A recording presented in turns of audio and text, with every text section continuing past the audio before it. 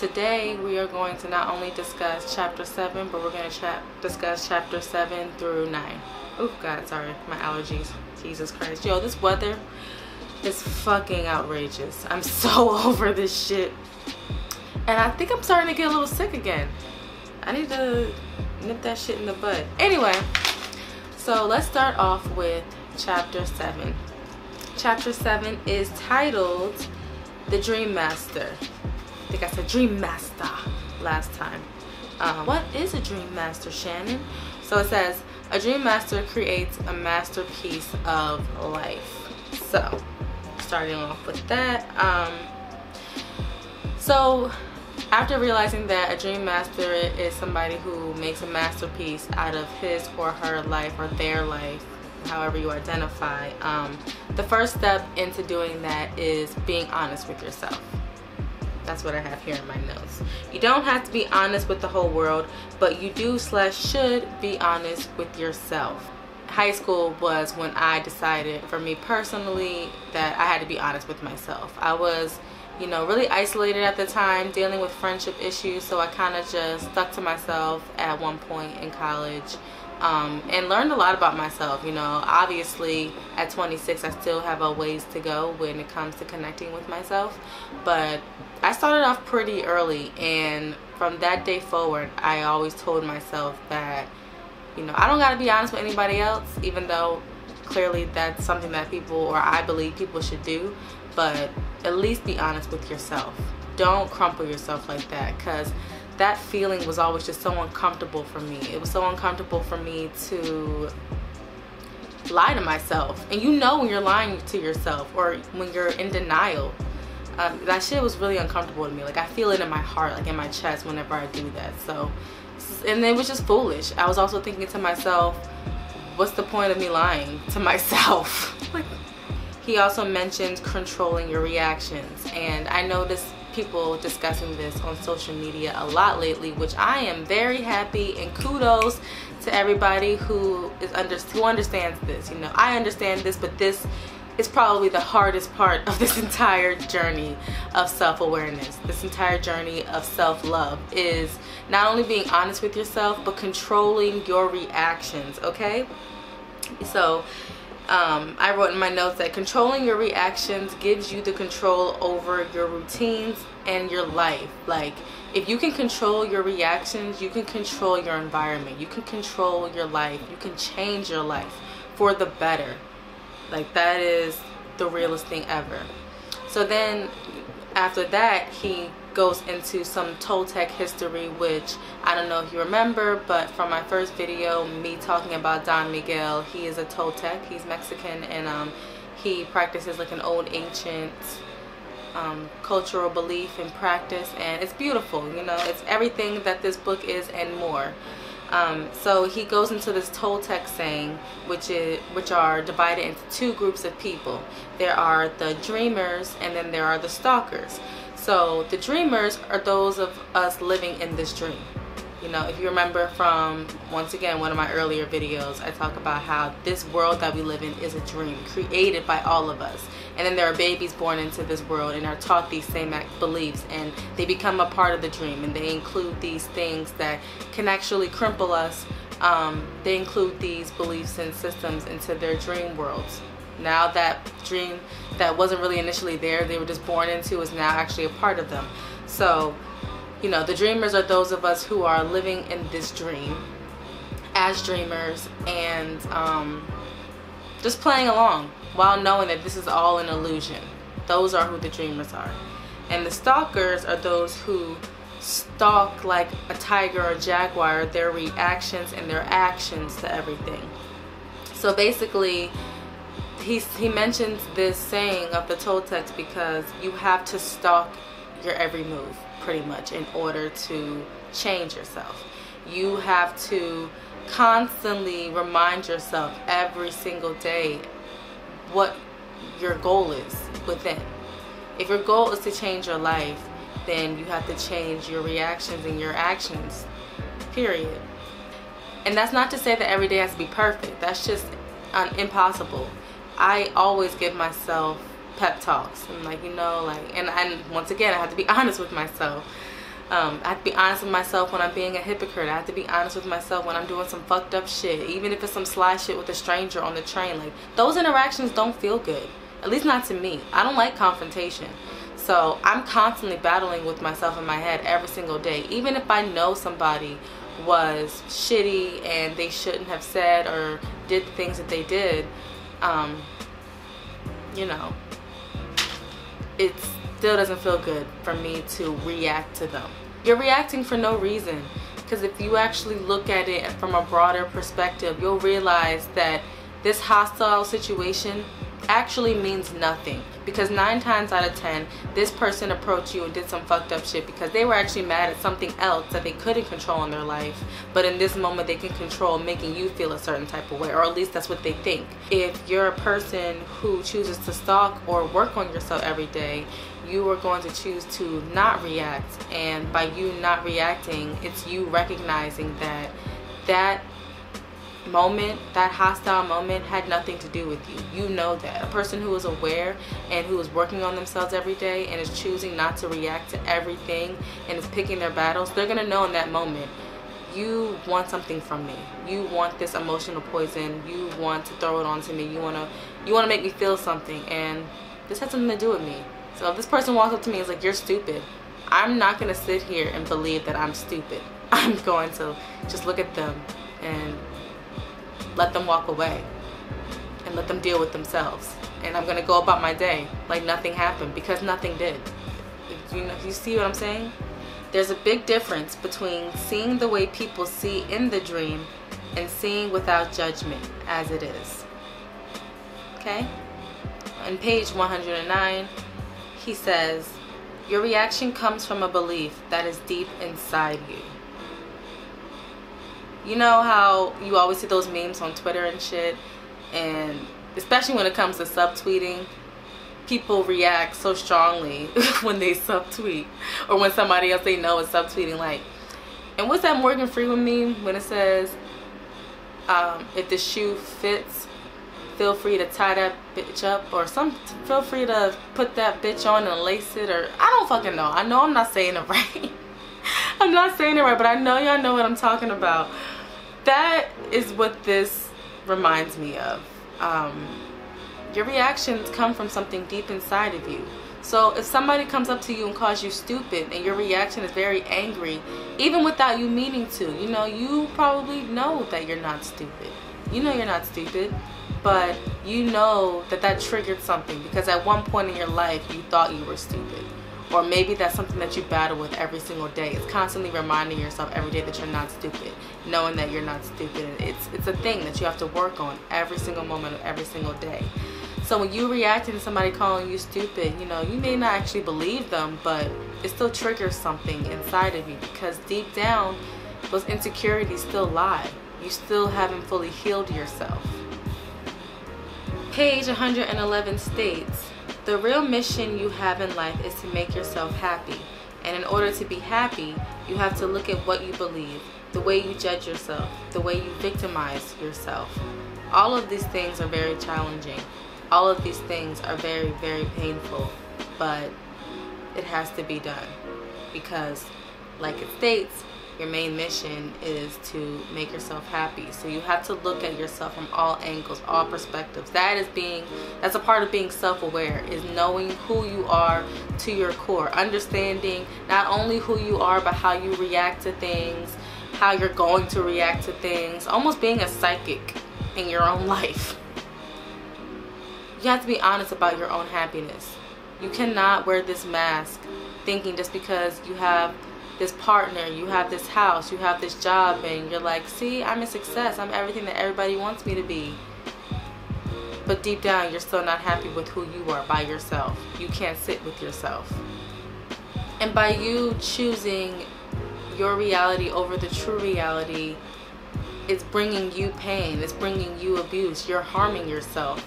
You know, when you see a woman or a man in a relationship where they're clearly being abused and not being respected, the first thing you should think about is how slow is she willing to go to keep this man in her life? How little does she love herself? How much abuse can she withhold? These are the things that you have to ask yourself as well when you're in this situation. Like, how much do I care about myself?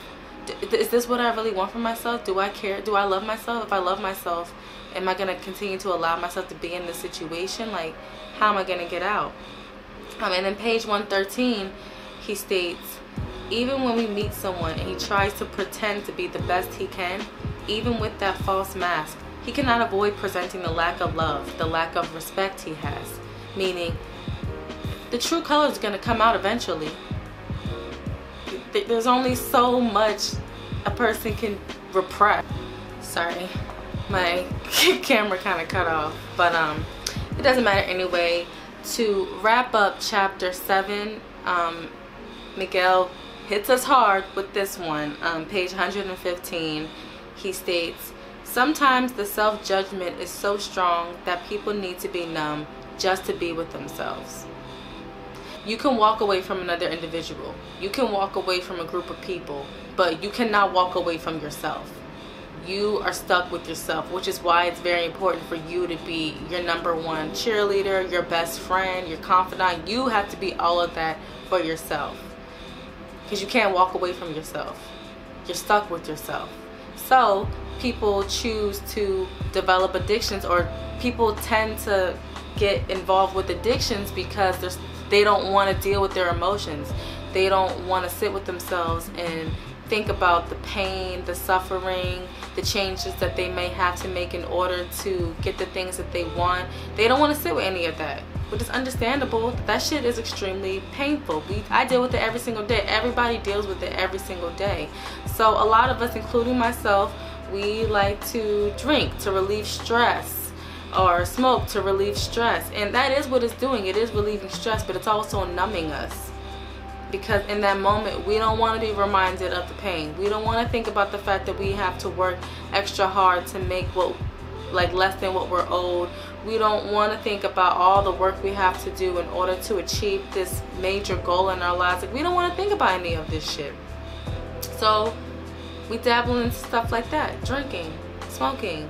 But when it becomes an addiction, that's just you burying and repressing, which is not healthy. And one last thing, going back to chapter 7 real quick, I don't want to just leave you with that. I thought I wanted to just leave you with that for chapter 7, but no, that was kind of morbid. The reason why I thought that last part, or the way into chapter 7, is so powerful is because, yes, when you have an addiction, it is showing, you know, how much you don't love yourself or value your life because of all the pain you dealt with, or maybe you were with someone who made you feel less than, who made you feel all these things that aren't true, because you do matter. What I want you to take away from that is realizing the opposite effect that loving yourself has. When you love yourself, like truly love yourself, you will respect yourself on a whole other level, and because of that, you will expect to receive that same amount of respect. You will not allow people into your life who are not going to respect you properly. You are not going to allow certain things or behaviors into your life when you love and respect yourself. You will not allow a drug to control you when you truly love yourself and have that love within and that confidence, all of those good things. When you love and respect yourself, you will attract others who are going to love and respect you.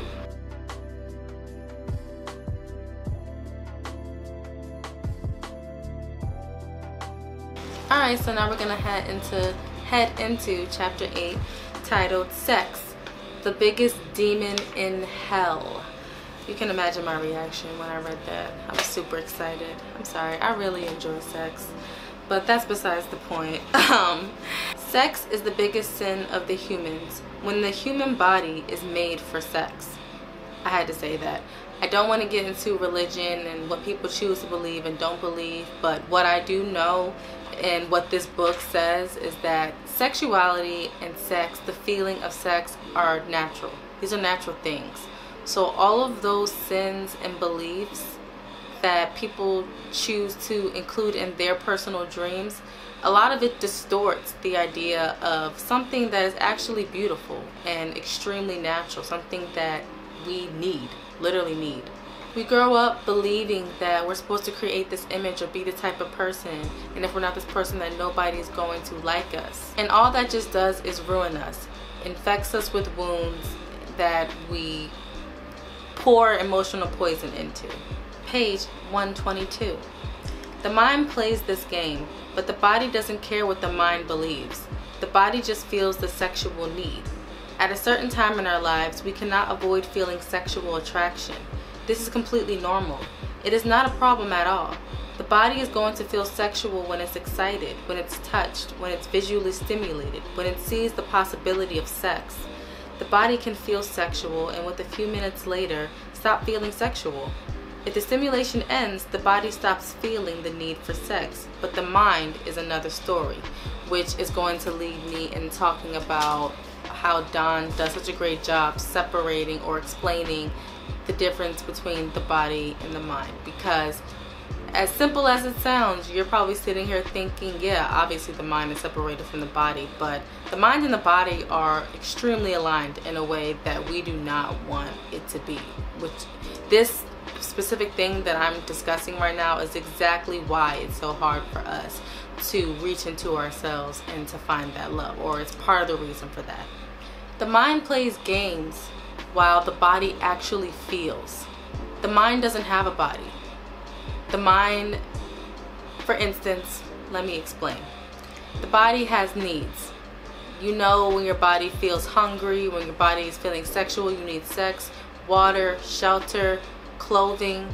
These are needs that the body has. Now, the way that this works is your mind will tell you, I'm hungry, and your stomach will begin to growl. You'll eat. You have officially satisfied that bodily function, that body need. You satisfied that. But then your mind will tell you, oh, I'm hungry again. Even though your body is not hungry, your body has been fed, your body is satisfied. And then you keep eating. See, another way that addictions come about. You choosing to listen to that side of your mind, to listen to the parasite. Your mind will say that you're hungry and you'll keep eating, but it's not a need, it's not real. Page 126. Your mind and your body have completely different needs, but your mind has control of your body, which is pretty much what I was explaining about the hunger thing. Yes, your mind is telling you that you're hungry, but what you feel full. You feel satisfied physically. So you already know in that moment, or at least in this scenario, that your mind is lying to you. And just like that scenario with food, it's the same with sex. Your mind plays games with you, right? Page 128. The mind confuses the needs of the body with its own needs because the mind needs to know, what am I? We live in this world of illusion, and we have no idea what we are. The mind creates all these questions. What am I becomes the biggest mystery, and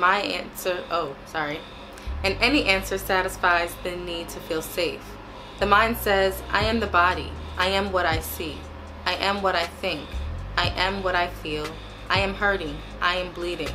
So, like I was saying, the affinity between the mind and the body is so close, and it's because our mind is trying to discover what it is. But the thing is, our mind is not our body. Our mind is not our soul. Our mind is not us. It's just thoughts in our head. And because of that, it's freaking out.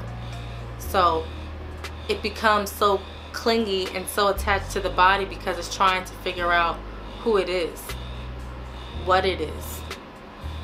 But what you have to realize is you start to reach self-awareness when you fully detach the mind from the soul, the body, all of that. When your body starts to realize it is not the body. Ultimately, what I'm trying to say is when you're going through this stage of detaching your mind from your body, it's basically your mind trying to find its identity. You trying to find your identity, trying to discover who you are, what you are. When you start to realize that you're not hungry as much as your mind keeps telling you, then what do you do? What do you do with your time now that you can't sit in your bed and mope around eating all day to distract yourself? These are all distractions. So this is how Don ties everything that I just said when it comes to the battle between the mind and the body, right?